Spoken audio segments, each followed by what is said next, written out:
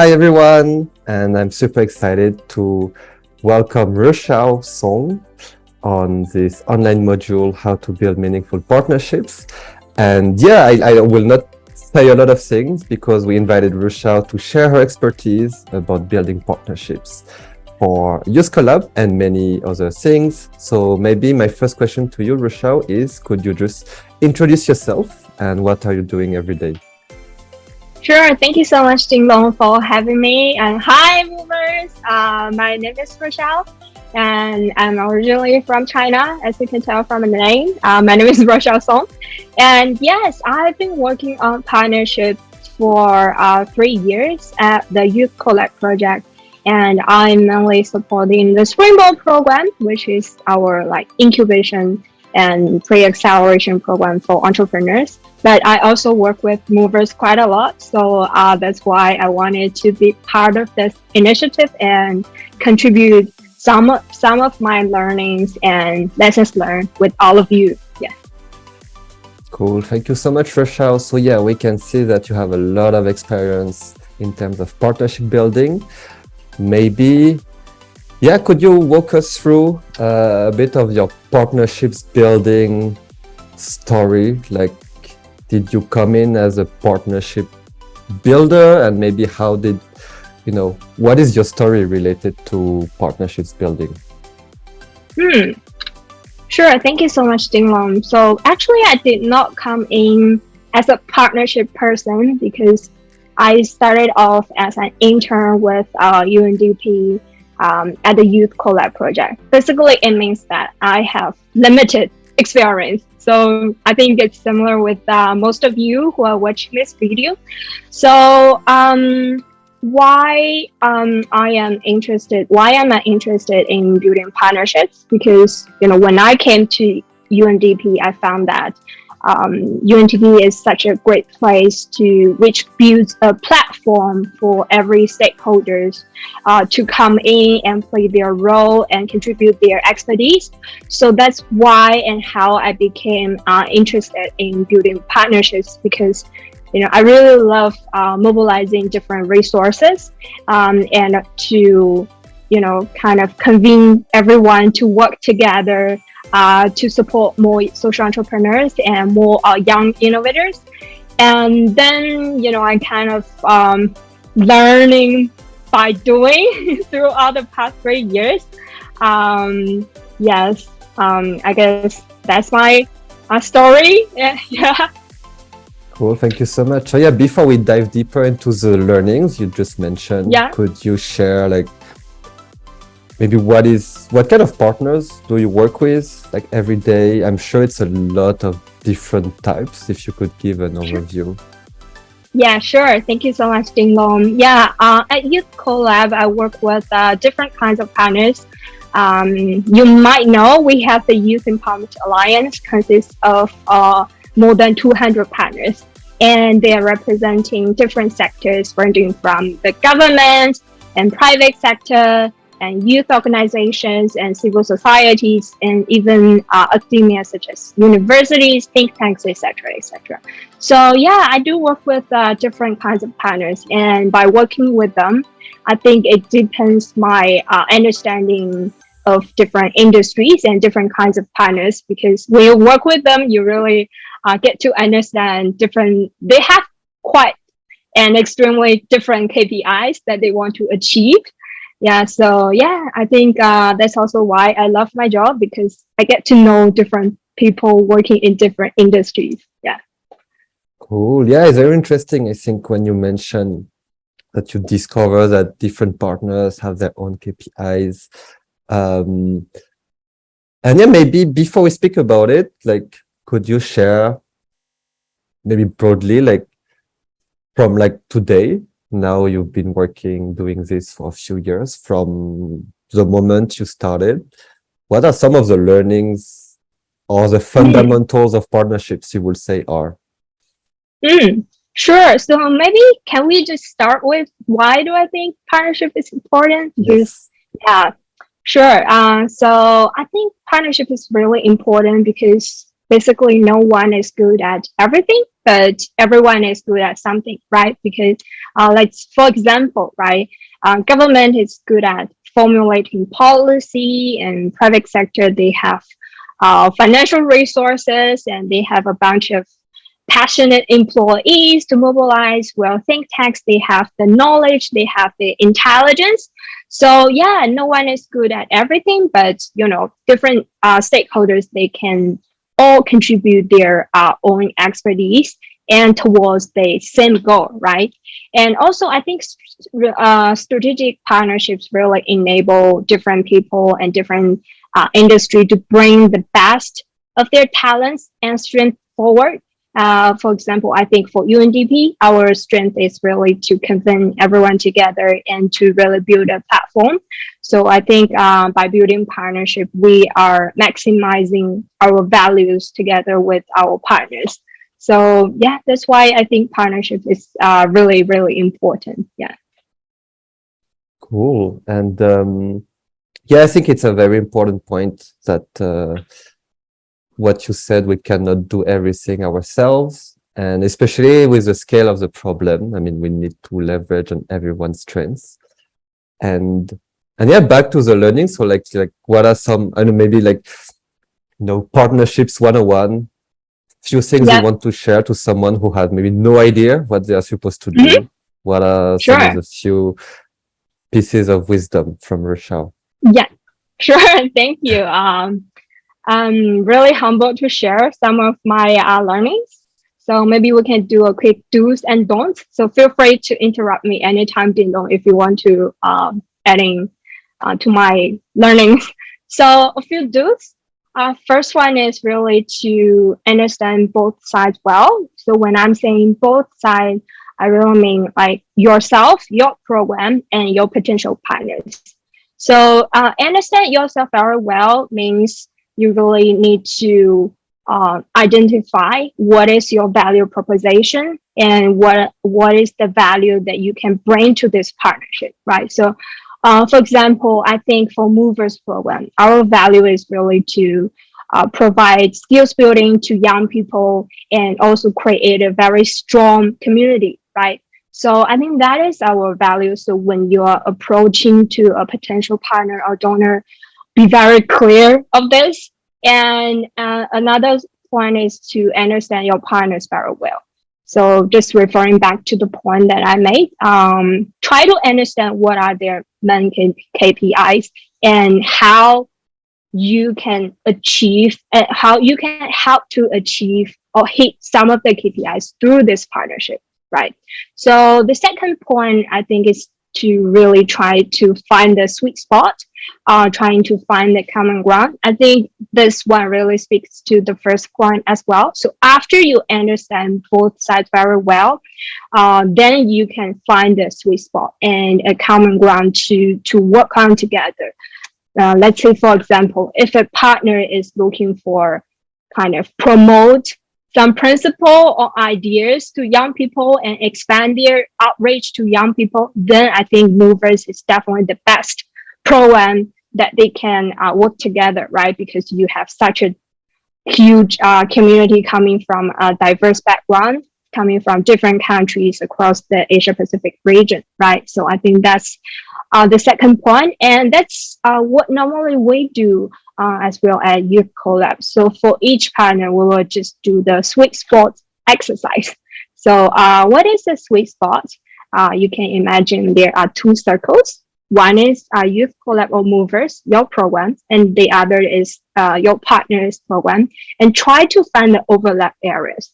And that is somewhere that you can really collaborate on. So I think that's the second point. And the third point is be clear with your ask and also be clear on what you can offer in this partnership, right? I think for most of people who just start reaching out to partner, a common mistake they might make is ask directly without mentioning what they can offer, right? So just try to think from the shoe of stand in the shoe of others, right?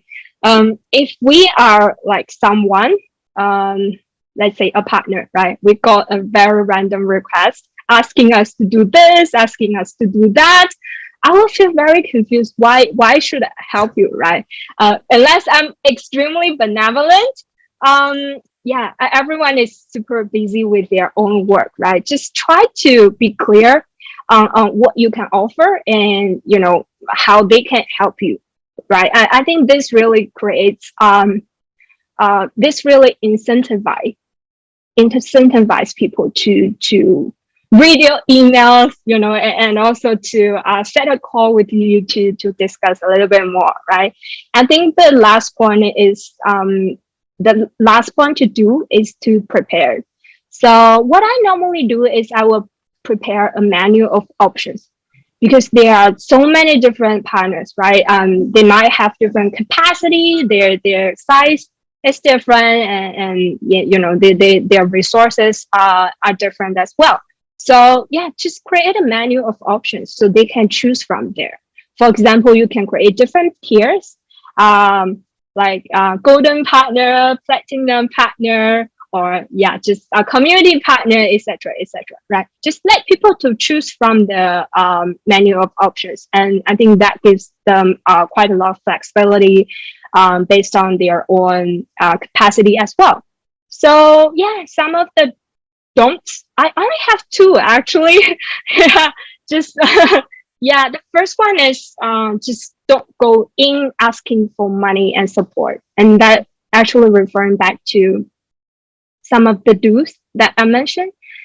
Yeah. So yeah, just when sometimes we go in and asking for money directly, that might scare people away, right?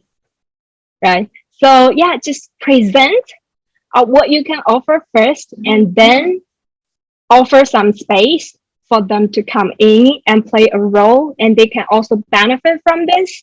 And I think that's the basic, my basic understanding of building partnerships. So another point, the second don't, is to don't burn the bridge. So keep engaging with them.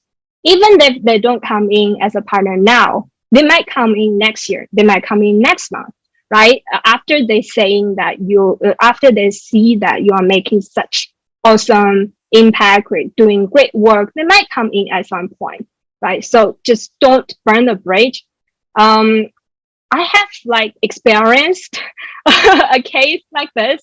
So we have been talking to a potential partner for almost 1 year, but they're just all the time when we are trying to pitch to them, when we are trying to share the budget with them, they look very hesitant, right? So but we spent 1 year talking with them, liaising with them. So I'm thinking whether we should give up or not. But my supervisor, Savi, he told me, "Oh, don't burn the bridge until it really, really, really doesn't work out." And then I just followed his advice and waited for around 2 months. One day the donor just came back to us out of the blue, saying that, "Oh, let's catch up. Oh, I might have new funding. I have some new idea." And yeah, so after 2 months, the partner came back to us with some potential funding. So I think this is a really, really good lesson learned. Don't burn the bridge. Keep engaging with them in different ways. Maybe sending emails to them, sending updates to them, or tagging them in the social media posts, etc., etc. Right? Whatever ways that you can think of, just keep them posted. Yeah, let them feel engaged, and you are still thinking of them, right? Yeah. So I think these are some do's and don'ts from my own experience. I hope you find them useful. Yeah. Yeah, thank you so much, Ruoxiao. It's so helpful. I think it's also what we always say in Movers community is like give first between people. And I think what you mentioned is, actually it's just the same mindset, but applied to partnership. True, very true. If you always start by, okay, how can I actually help this organization? They might also want to support you back. And yeah, I like it. It's like, the basic steps, but the important steps to follow, like understand yourself, what is your value proposition, what are your needs also, your own KPIs, so like key performance indicators. What are also the needs and value of different organizations, and then what is the middle ground, like this Venn diagram, and then sweet spot. Exactly. What is the ask? What are the different asks and options? And from that, keep building the relationship, not burning the bridge. Yes, good partnerships 101 insights. Maybe a quick follow-up question before we wrap up, but about the follow-up. And I think it's important because it's something I have seen and experienced myself, unfortunately. But what would be your advice to draw the line maybe between following up with people and maybe not going into the other side, which is maybe harassing too much partners, updating them too much, and maybe they feel a bit, oh my God, they are always speaking to me. I wonder if it's something you have seen, experienced, and if you have any advice on that. I have a practical, I can't call it advice, but you can try it out.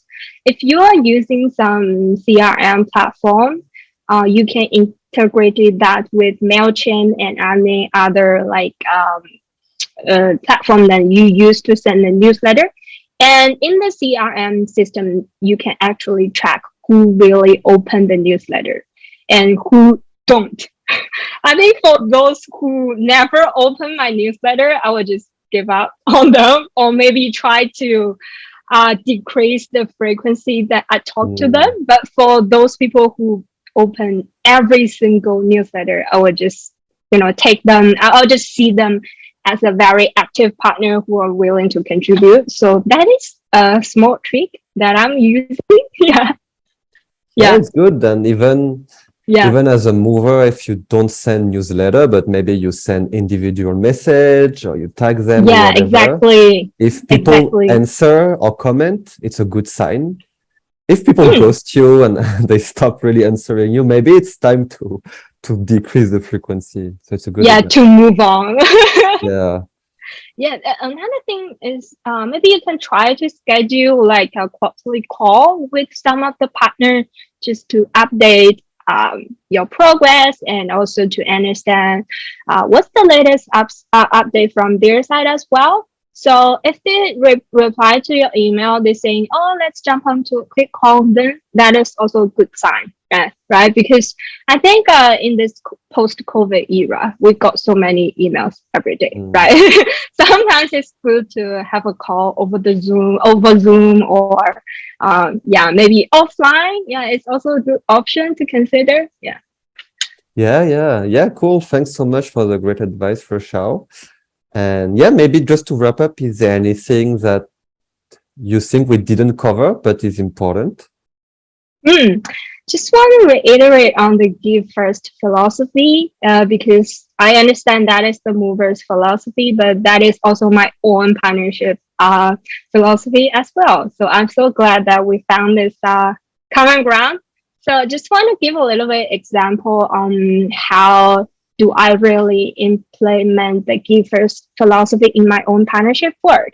So for example, when a partner first approach, they do not have a clear idea on what we are going to do and how they can collaborate with us, I will just invite them to, our event, invite them to national dialogue, invite them to summit so they can feel the vibe and they can also have a deep understanding of what we are doing, right? And sometimes when they request me to do something, for example, AWS, they ask me to be a speaker, and then I just accept the invitation, right? I will just give them something first. I'll just offer something first. And then maybe they will come back to me and we can continue the discussion from there. So I think for movers, it's the same philosophy, and you can maybe borrow some ideas from here. When you're doing your movers a workshop with your friends, maybe a small workshop, try to engage your partner and invite them to be part of this so they can really understand how amazing the work that you are doing. Yeah. Yeah, and it's a good point as well, is also it's for them a first step, which is not too engaging, but it allows them to understand as well, like what's Yeah, happening, yeah, and they appreciate to be invited. And if they love it, they will want to continue. And if yeah. they hate And it, there's then it's more clear. ownership. Yeah. Yeah, if they love it, they feel like they're part of this.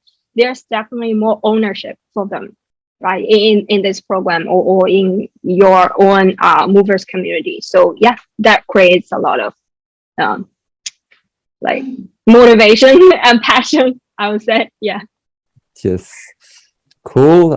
Thank you so much, Ruoxiao, for all these golden nuggets of knowledge. I'm not sure if this phrase exists. Yeah, follow Ruoxiao on LinkedIn, Ruoxiao Song. Yeah, Yeah, Ruoxiao Song. thank you so much. PM me, send a message anytime if any of you need any support. And very, very happy and willing to help all of you. Thank you so much again, Dilo, for having me. Thank you. Thank you.